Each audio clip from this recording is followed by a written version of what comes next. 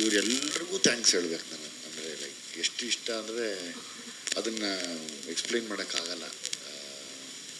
ಅದೇ ಖುಷಿಲಿ ಕೂತಿದ್ದೀನಿ, ಎಲ್ಲರ ಬಗ್ಗೆನೂ ಮಾತಾಡಬೇಕು, ನಂದು ಅವಕಾಶ ಬರಲಿ ಅಂತ. ಬಟ್ ನನ್ನ ಪ್ರಶ್ನೆ ಏನು ಗೊತ್ತಾ, ಹೆಂಗೆ ಅನಿಸ್ತು ಸಾಂಗ?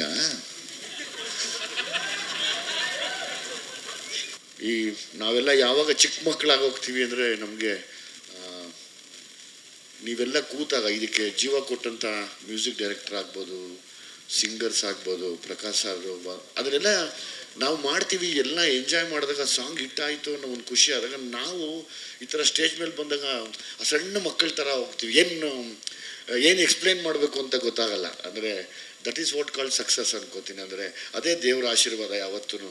ಅದು ನಮ್ಮನ್ನು ಚಿಕ್ಕ ಮಕ್ಕಳು ಮಾಡುತ್ತೆ. ಅಂದರೆ ಮಾತು ಕಡಿಮೆ ಮಾಡಿಬಿಡುತ್ತೆ ಖುಷಿಗೆ.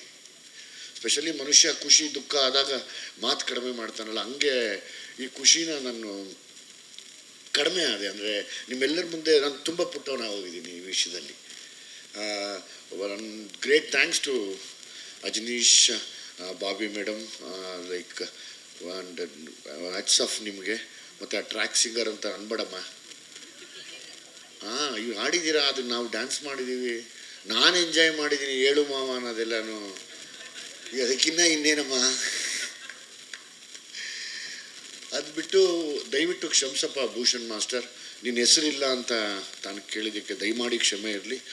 ಯಾರದು ಟೀಮ್ ನೋಡಿ ದಯವಿಟ್ಟು ಅವ್ರ ಹೆಸರನ್ನ ಅಪ್ಡೇಟ್ ಮಾಡಿ. ಸಾರಿಪ್ಪ, ಸಾರಿಮ್ಮ, ಸಾರಿ. ನಾನು ಭೂಷಣ್ ಅವಾಗಿನ್ನ ಮಾಸ್ಟರ್ ಆಗಿರಲಿಲ್ಲ. ನಾನು ಫಸ್ಟು ನಮ್ಮ ಜಡೇಶ್ ಕೇಳಿದೆ, ನಂಗೆ ಯಾರೋ ಭೂಷಣ್ ಅಂತ ತುಂಬ ದೊಡ್ಡ ಮಾಸ್ಟ್ರು, ನಾನು ನೋಡಿದ್ದೀನಿ, ಪ್ರಭುದೇವ ಸಾರ್ ಜೊತೆ ಎಲ್ಲ ಮಾಡೋರೆ, ನಾನು ಮಾಡಲ್ಲಪ್ಪ ಅಂತ. ಜಡೇಶ್ ಸರ್ ಇಲ್ಲ ನೀವು ಮಾಡಿ, ಜಡೇಶ್ ಬಿಡಲ್ಲ, ವ್ಯಾಪಾರ ಕಡಿಮೆನೇ ಮಾಡಲ್ಲ.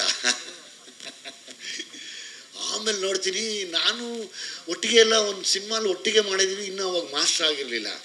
ಅವಾಗೊಂದು ಇನ್ನೂ ಒಂದು ಸ್ವಲ್ಪ ನನಗೆ ಜಾಸ್ತಿ ಖುಷಿ ಆಯ್ತು. ಯಾಕೆಂದರೆ ನಮಗೆ ಡ್ಯಾನ್ಸ್ ಬರಲ್ಲ, ಏನಿದ್ರು ಎಲ್ಲ ಅಭಿನಯ ಮಾಡೋದು ಹಿಂಗೆ ಅನ್ನೋದು ಮಾಡಬೇಕು ನಾವು. ಸುತ್ತಮುತ್ತ ಅನ್ನೋದು ಹಿಂಗೆ ಅಂದ್ಬಿಡ್ತೀವಿ ಅಷ್ಟೇ. ಆಮೇಲೆ ತುಂಬ ಖುಷಿ ಆಯ್ತಮ್ಮ. ನಾನು ನಿಜವಾಗ್ಲೂ ನೀವೆಲ್ಲರೂ ಈ ಸಾಂಗ್ನ ಎಂಜಾಯ್ ಮಾಡೋದಕ್ಕೆ ನನಗೇನು ಮಾತು ಬರ್ತಿಲ್ಲ.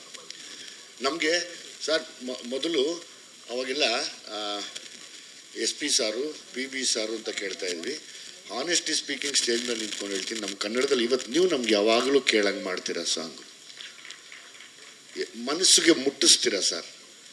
ನಿಜವಾಗ್ಲೂ ನಮಗೊಂದು ದೊಡ್ಡ ಕೊಡುಗೆ ಅಂದರೆ ಅದನ್ನು ತಾವು ಸರ್. ನನಗೆ ಯಾವಾಗಲೂ ನಿಮ್ಮ ವಾಯ್ಸ್ ಆ ದೇವರು ನಿಜವಾಗ್ಲೂ ಇನ್ನೂ 100 ವರ್ಷ ಹಂಗೆ ಇಡಲಿ ಸರ್. ಅದನ್ನು ನಾವು ಕೇಳ್ಕೊತೀವಿ ಸರ್ ಯಾವಾಗಲೂ. ಯಾಕಂದರೆ ನೀವು ನಿಜವಾದ ಆ ಜೀವ ತುಂಬೋರು. ಸೊ ಭಟ್ರೆ, ನಾನು ಯಾವತ್ತೂ ಅವ್ರನ್ನ ಭಟ್ರೆ ಅನ್ನಲ್ಲ, ಗೌರವ ಇಟ್ಕೋತೀನಿ ಸಾರ್ ಪ್ರೀತಿಯಿಂದ.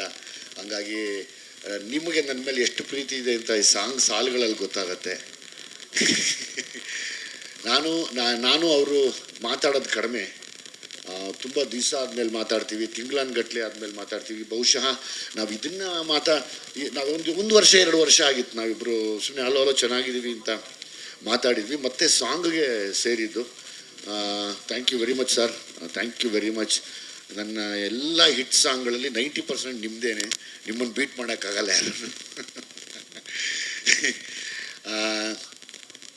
ಮತ್ತು ತರುಣ್ ಮನೆಯವರು, ಪ್ರೇಮ್ ಮನೆಯವರು, ಡಾರ್ಲಿಂಗ್ ಕೃಷ್ಣ ಮತ್ತು ಅವ್ರ ಮನೆಯವರು, ಮತ್ತು ನಮ್ಮ ಸತೀಶ್ ಹೀಗೆಲ್ಲ ಮುಗಿಸ್ಕೊಂಡು ಹೋಗಿದ್ದಾರೆ. ತುಂಬ ಥ್ಯಾಂಕ್ಸ್. ಅಷ್ಟು ದೊಡ್ಡ ಮನಸ್ಸು ಮಾಡಿ ತಮ್ಮ ಈ ಬಿಡುವಿನ ಸಮಯ ನಮ್ಮಲ್ಲಿ ಬಂದು ನಿಂತ್ಕೊಂಡು ಎಂಜಾಯ್ ಮಾಡಿದ್ದಕ್ಕೆ. ಜೊತೆಯಲ್ಲಿ ಇನ್ನೇನಪ್ಪ ಹೇಳೋದು, ನನ್ನ ಖುಷಿ ದೇವರನ್ನೇ ನಮ್ಮ ತಾಯಣ್ಣ ಏನೂ ಮಾತಾಡೋಕ್ಕೆ ಬರ್ತಿಲ್ಲ ಸರ್, ಅಷ್ಟು ಖುಷಿ ಪಟ್ಬಿಟ್ಟಿದ್ದೀನಿ ನಾನು. ಅಂದರೆ ಈಗ ಜನರಲಿ ಹೌದು, ಇವಾಗ ಆ ಗೆಟಪ್ ಆಗ್ತಾಗಲೇ ನಮಗೊಂದು ಭಯ ಇರುತ್ತೆ. ನಾನು ಏನು ಅನ್ಸ್ಕೋತೀನೋ ಗೊತ್ತಿಲ್ಲ, ಹೊರಗಡೆ ಏನಂತಾರೆ ಗೊತ್ತಿಲ್ಲ ಅನ್ನೋದು, ಅದರದ್ದು ಸೂಕ್ಷ್ಮತೆ ಗೊತ್ತಾಯ್ತು ಇವತ್ತು. ವರ್ಕ್ ಆಗುತ್ತೆ ಅದು ಅಂತಂದರೆ ಅಲ್ಲಿ ಏಜ್ ಕೌಂಟ್ ಆಗದಿರ, ಗೆಟಪ್ ಕೌಂಟ್ ಆಗದಿರ ಪರ್ಫಾರ್ಮೆನ್ಸು ಕೌಂಟ್ ಆಯಿತು ಅಂತ ಒಬ್ಬರು ಹೇಳ್ತಾ ಇದ್ದಾರೆ, ಒಬ್ರು ಗೆಟಪ್ ತುಂಬ ಚೆನ್ನಾಗಿದೆ ಅಂತ ಇದ್ದಾರೆ. ಇದು ಈ ಪರೀಕ್ಷೆ ಬರೆದಂಥ ಒಂದು ಭಯ ಇರುತ್ತಲ್ಲ, ಆ ಭಯದಲ್ಲೇ ಒದ್ದಾಡ್ತಾ ಇರ್ತೀವಿ ಯಾವಾಗಲೂ. ಹೀಗೆ ಅದು ನನಗೆ ತುಂಬ ಒಬ್ಬ ಒಬಿಡಿಯಂಟ್ ಸ್ಟೂಡೆಂಟ್ ಥರ ಮಾಡಿದೆ ಇವತ್ತು ಈ ಒಂದು ಗ್ರ್ಯಾಂಡ್ ಸಕ್ಸಸ್ ಅಂತಲೇ ಹೇಳ್ತೀನಿ. ಬಿಕಾಸ್ ಇದು ಆಲ್ರೆಡಿ ಪ್ರೂವ್ ಆಗಿದೆ. ಆ್ಯಸ್ ಇಟ್ ಈಸ್ ಪ್ರೊಡ್ಯೂಸರ್ಸ್ ಅವ್ರ ಬಗ್ಗೆ ನಾನು ಜಲ್ದಿ ಮಾತು ಮುಗಿಸ್ತೀನಿ ಸರ್.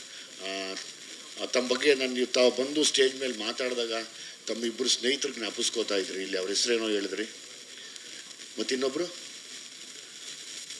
ಅಶೋಕಣ್ಣ ಮತ್ತು ಗಿರಿ ಅವರು ದಯವಿಟ್ಟು ಎಲ್ಲಿದ್ದರು ಅವ್ರು ನಿಮ್ಮನ್ನು ನೆನೆಸ್ಕೋತಿದ್ರು. Thank you very much sir. ಇವತ್ತು ಒಬ್ಬರು ಪ್ರೊಡ್ಯೂಸರ್ ಒಂದು ಸಿನಿಮಾ ಮಾಡಬೇಕು ಅಂದರೆ ತುಂಬ ಚಾಲೆಂಜಿಂಗ್. ಇದು ಕಷ್ಟ ಅನ್ನೋಕ್ಕಿಂತ ಹೆಚ್ಚಾಗಿ ತುಂಬ ಚಾಲೆಂಜಿಂಗ್. ಯಾಕಂದರೆ ಒಂದು ಸಿನಿಮಾ ಮಾಡ್ತೀವಿ ಅಂದಾಗ್ಲೇ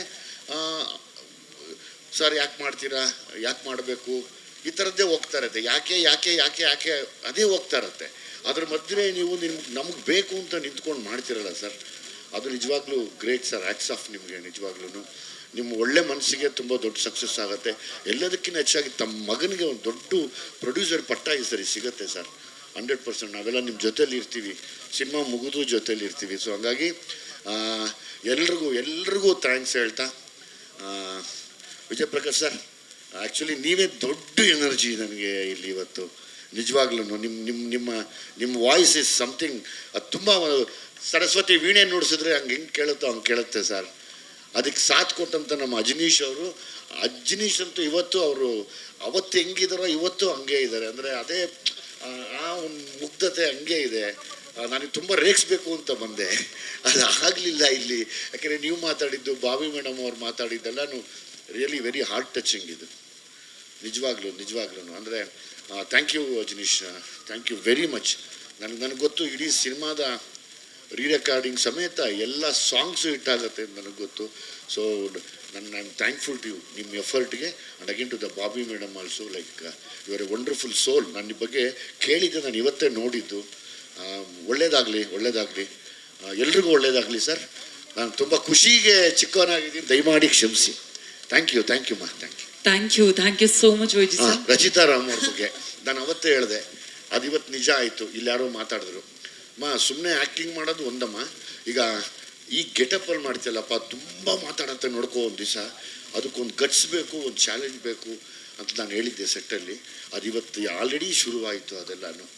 ನಾನು ಅವ್ರು ಮಾತಾಡಿದಾಗೆಲ್ಲ ಖುಷಿ ಅನ್ನಿಸ್ತು, ಕರೆಕ್ಟಾಗಿ ಮಾತಾಡಿದ್ದೀನಿ ನಾನು ಅಂತ. ಯಾಕಂದರೆ ಅಂದರೆ ಏನಿಲ್ಲ, ಹೆಣ್ಮಕ್ಳು ಅಂದಾಗ ತುಂಬ ಚೆನ್ನಾಗಿ ಕಾಣಿಸ್ಕೋಬೇಕು ಅಂತಲೇ ಯಾವಾಗಲೂ ಇದ್ದಾಗ, ಇಲ್ಲ ನಾನು ಆ ಪಾತ್ರ ತಕ್ಕನ ಕಾಣಿಸ್ಕೊತೀನಿ ಅನ್ನೋದೇ ದೊಡ್ಡತನ.